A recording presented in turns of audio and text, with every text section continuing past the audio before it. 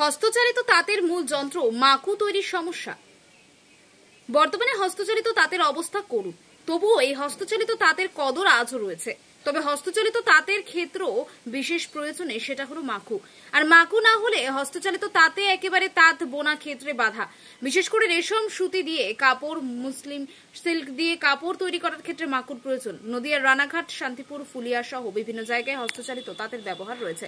তবে বর্তমানে পাওয়ারলুম বৃদ্ধি এবং পাওয়াতে সেই হস্তচালিত তাঁতের অবস্থা করুন। পাওয়ারলুমে কম সময়ে অনেক কাপড় তৈরি হলো এই কাপড় হস্তচালিত তাঁতের মতন সুন্দর ও শাড়ির গুণমান অনেকটাই কম। তাই অনেক ক্ষেত্রে অনেকেই হস্তচালিত তাঁত ও মুসলিম কাপড়ের প্রতি আগ্রহী। হস্তচালিত তাঁতের কাপড় বোনার জন্য যে মাকু তৈরি করা হয় তা নদিয়ার তাহিরপুর থানার কালীনারায়ণপুর অঞ্চলের পিটুলি, আম, তেঁতুল গাছের কাঠ দিয়ে এই মাকু তৈরি হয়। বংশ পরম্পরা এই মাকু তৈরি করে যাচ্ছেন ব্যবসায়ীরা। সপ্তাহে 300 থেকে 400 মাকু তৈরি করা হয়। মাকু ব্যবসায়ীরা আলোকেশ সাহা বলেন যে বর্তমানে এই ব্যবসা কিছু খারাপ হলেও এই শিল্প বন্ধ হয়ে যায়। তবে আস্তে আস্তে বিলুপ্ত হয়ে যাক মাকু অন্য কিছু পদ্ধতিতে ব্যবহার করতে পারে।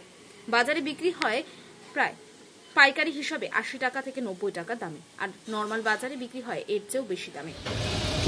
এই মাকুর সাথে তাঁতের সম্পর্কটা কি? মাকুর সাথে তাঁতের সম্পর্ক বলতে মাকু দিয়েই কাপড়টা বোনা হয়। নলি ওর মধ্যে ঢুকে দেওয়ার পরে সুতোটা যেমন সেলাই মতো ওরকমই মাকু দিয়ে ওটা মেনলি কাপড় তৈরি হয়, বোনা হয় যেটাকে বলে।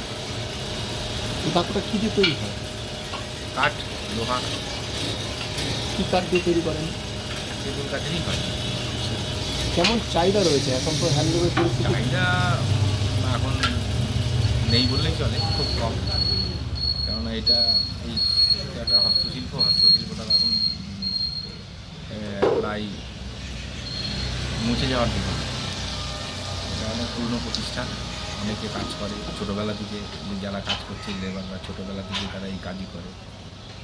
তো ওই জন্য কোনো রকমের টিকিয়ে রাখা আর কি। কত বছর ধরে করছেন আপনি?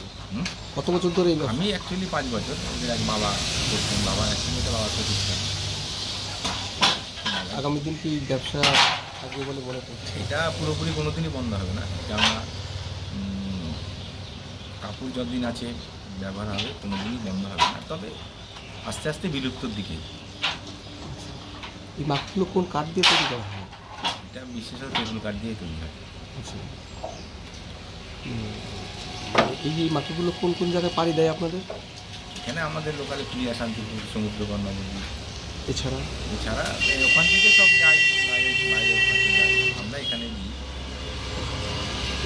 এই মাকুগুলো কিসে ব্যবহার করা হয়? এগুলো হ্যান্ডলুম, হাতের কাজ।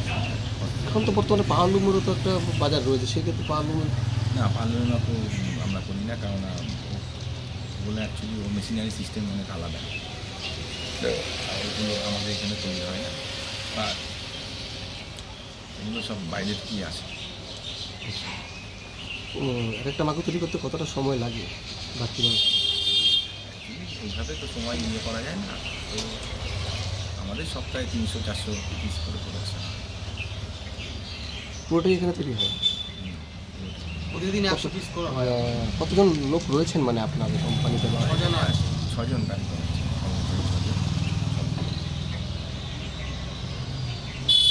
আর এটা কি কাজে ব্যবহৃত হবে?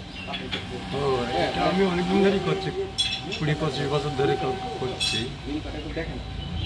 এটা তাঁতেরই কাপড়ই তৈরি হয়। এটা মাকু বলে তো? হ্যাঁ, মাকু বলে, এটা মাকুই বলে। আচ্ছা, এটা কি হস্তশিল্প তাঁতেই ব্যবহৃত হয়? হ্যাঁ, তাঁতেই ব্যবহার করে, এটা কাপড়ই বলে। আচ্ছা, কোথায় কোথায় যায় এগুলো? ফুলিয়া, শান্তিপুর, হবিবপুর, তারপর ওখানে যায়, তাই তো? এক একটা মাকু তৈরি করতে কতক্ষণ টাইম লাগে? ওই 6-7 দিনের হাতে মিলে 6-7 দিন মিলে তৈরি হয়, অনেক সময় লাগে। প্রত্যেক দিন কতগুলো বেরোয় মাকু? ধরেন কমপ্লিট হয় না, যদি ঠিকমতো লাইন থাকে মানে 100 দিন অবসর তৈরি হয়।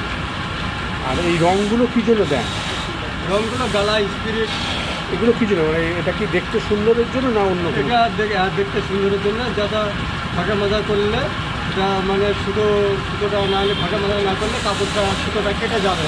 আচ্ছা, এর জন্য ফাঁকা মাজা করে রং করলে সুতোটা কাটবে না। আচ্ছা। কী নাম আপনার?